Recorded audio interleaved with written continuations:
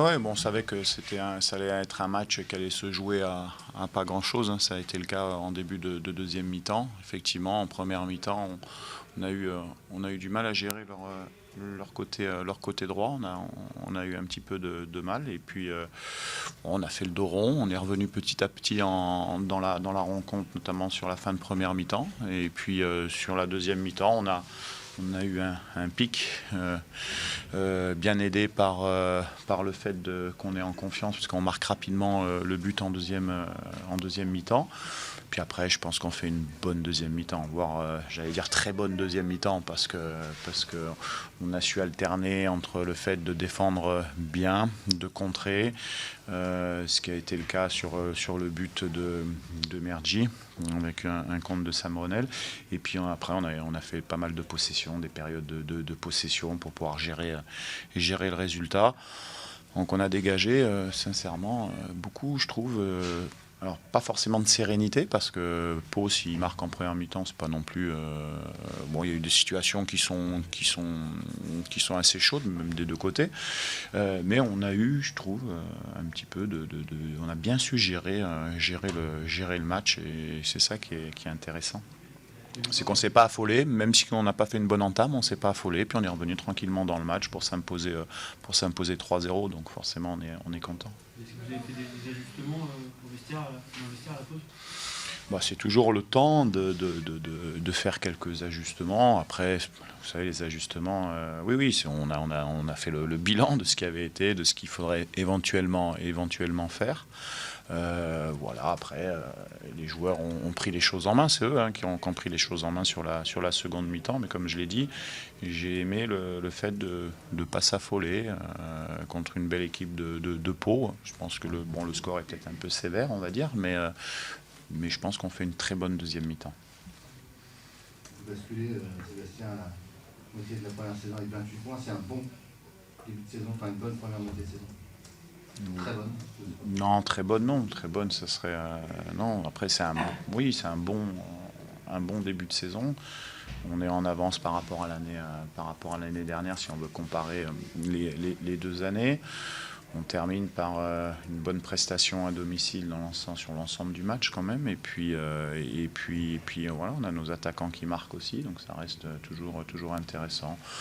Après, oui, on est forcément sur une bonne dynamique, puisqu'on reste sur 2 victoires et un match nul. Après, comme on a vu, ce sont des matchs difficiles.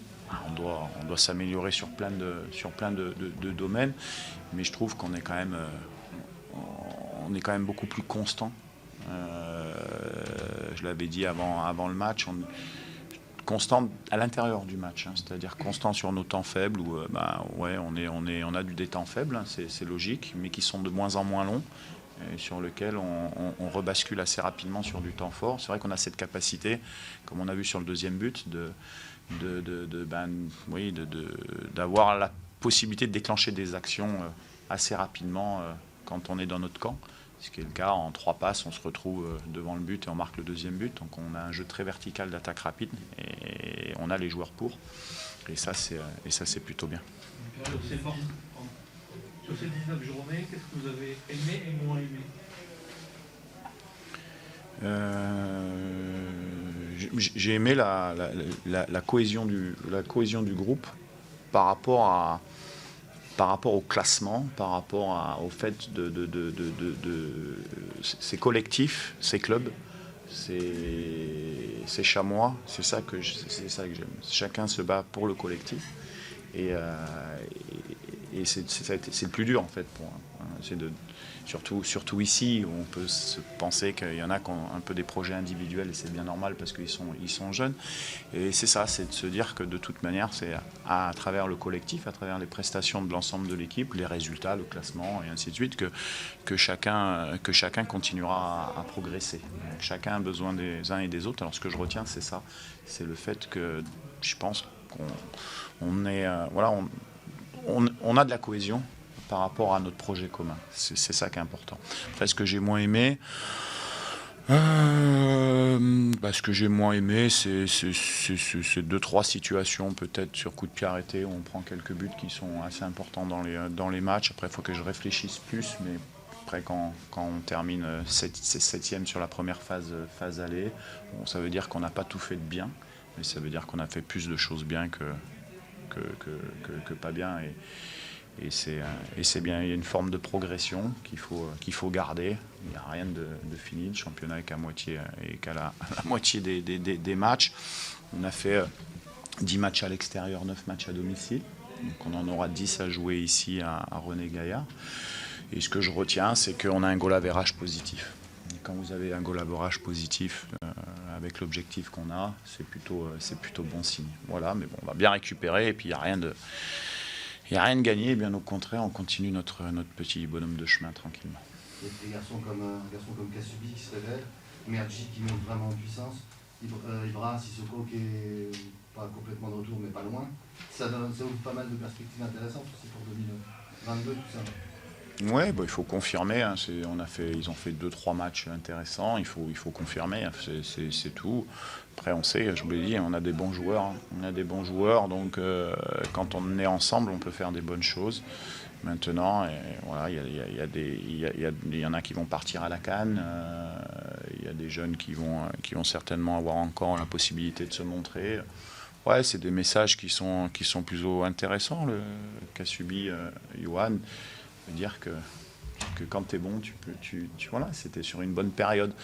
Maintenant, le plus difficile, c'est de garder, d'être constant. Sur les matchs qu'il a fait, les 3 matchs, on peut dire qu'il y a une certaine forme de constance. Je pense que c'est un de ses meilleurs matchs ce soir. Mais ça veut dire que tout est possible.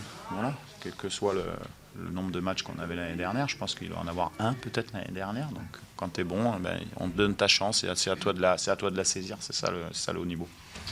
Sur le mercato, peut-être, est-ce qu'il faut s'attendre à quelques mouvements, peut-être des prêts de joueurs, je ne sais pas, est-ce que c'est trop tôt pour en parler? Moi, c'est pas que c'est trop tôt pour en parler, c'est qu'on va faire le point, mais que vous savez que nous, on devrait être pas les plus actifs sur le mercato de janvier. Hein, voilà. Peut-être, voilà, après, le football, ça peut aller vite, vous pouvez perdre des joueurs, mais bon, là sincèrement, non, on travaille avec ce qu'on a et on est content de travailler avec ce groupe-là. Malgré la victoire, est-ce que la trêve aussi est bienvenue pour reposer les têtes après une phase d'aller qui était intense? Oui, parce qu'on avait repris tôt quand même, nous. Hein, on avait eu une semaine de moins, ils n'avaient pas eu beaucoup de vacances, entre guillemets. Après, quand on enchaîne un petit cycle comme ça où on est bien, bon, c'est vrai que peut-être que c'est comme ça, mais au final, la récupération mentale, plus que physique, parce que c'est du mental, ça va faire du bien à tout le monde. C'est ce qu'on avait dit avant le match. C'est toujours plus sympa de partir en vacances en ayant fait une bonne prestation, avec des points. Voilà, on est fouteux et c'est vrai qu'on préfère gagner que perdre, quoi. Pour 2022, quels sont les axes d'amélioration, de progression pour aller chercher, titiller un petit peu les équipes qui sont juste au-dessus de vous? Qu'est-ce qu'il va falloir comme ingrédient supplémentaire pour aller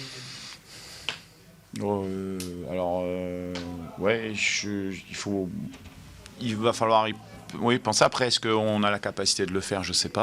Mais en tout cas, les axes de progression, ils sont dans tous les domaines. Hein. Dans tous les domaines, vous l'avez vu ce soir. Hein, on a des satisfactions et des certitudes quand même hein, dans notre jeu offensif. Puis bon, défensivement, il faut peut-être s'améliorer sur quelques aspects. Mais après... Non, il faut tout améliorer en fait, j'allais dire. Parce que quand on est 7e du championnat, on n'est pas premier, on n'a pas gagné tous les matchs. Donc on a tous les aspects à améliorer, tout en gardant à l'esprit que les joueurs doivent s'améliorer dans le collectif, ce qui est quand même la base. Et là, on a un bon exemple avec Kassubi, on a avec Zemzemi qui était un joueur national l'année dernière. Donc on sait, voilà, il y a un environnement qui fait que les jeunes peuvent avoir leur chance et puis progresser. Et puis des retours de blessures, hein, de long aussi, comme Ibra, comme Mathieu Michel, comme certains. Donc il y a tout à améliorer en fait pour répondre à votre question, et c'est bien normal, parce que voilà, on n'est pas parfait, loin de là. Je dirais aussi que votre force, cette année, quand même, c'est qu'il y a beaucoup de buteurs différents, je crois qu'il y en a une dizaine. C'est aussi ça qui est important dans cette équipe, c'est que n'importe qui peut marquer à tout moment, il n'y a pas de bas dépendance ou de Sissoko dépendance. Ah, vous avez raison dans ce que vous dites, c'est vrai que alors, quand les attaquants marquent, c'est quand même mieux, mais c'est vrai qu'on a des joueurs qui sont un peu plus en avance que l'année dernière. Si on prend par exemple Boutoba, on a Mergi, on a fait le choix de le faire jouer à gauche. Donc c'est un attaquant axial, donc on est bien défensivement, et puis par contre on est à 2 attaquants quand on attaque, donc ça c'est difficile à gérer pour les adversaires, et c'est vrai, donc on a la possibilité de marquer sur différents types de situations. J'aurais bien aimé qu'on marque 1 ou 2 buts de plus de la tête sur coup de pied arrêté, mais globalement ouais, c'est bien. Après l'attaquant ils sont en confiance, voilà, Ibra, en fonction du nombre de matchs qu'il a joué, qui n'est pas énorme par rapport à sa blessure, le ratio de buts est quand même assez intéressant, puis il y a une bonne osmose, entente à l'entraînement avec Joe Mendes, donc ça fait progresser tout le monde. C'est ça que je disais tout à l'heure dans la satisfaction, c'est la cohésion, parce que la cohésion elle est sur le terrain, mais elle est aussi à l'entraînement, dans l'esprit. Après les résultats, football faisant que pour un coach c'est quand même plus facile à manager quand vous avez un peu de résultats, surtout des jeunes.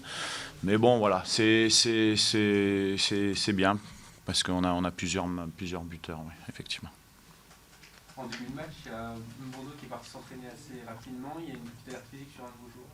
Oui, il y avait donc vous savez que Darlin Yongwa est out par rapport à une entorse au genou, et puis Lenny Vallier avait aussi une petite douleur au genou qui traîne depuis une dizaine de jours, et à la fois le fait qu'on ait des difficultés sur le côté gauche à gérer, plus le fait où on l'a senti, alors ça faisait un petit moment qu'il n'avait pas joué parce qu'il était sur le banc depuis donc il a eu du mal à rentrer dans le match, donc ouais, on a pensé à un moment donné à faire de la prévention, c'est-à-dire à chauffer un peu Bondo parce qu'il fait froid quand même, donc il y a un peu plus de délai, et puis on a fait le point à la mi-temps, et puis finalement ça allait, et puis je pense que c'est lui qui déclenche l'action du penalty sur Mergi, donc voilà, mais il a joué avec un petit peu de douleur. Voilà. Bon, bonnes vacances, hein.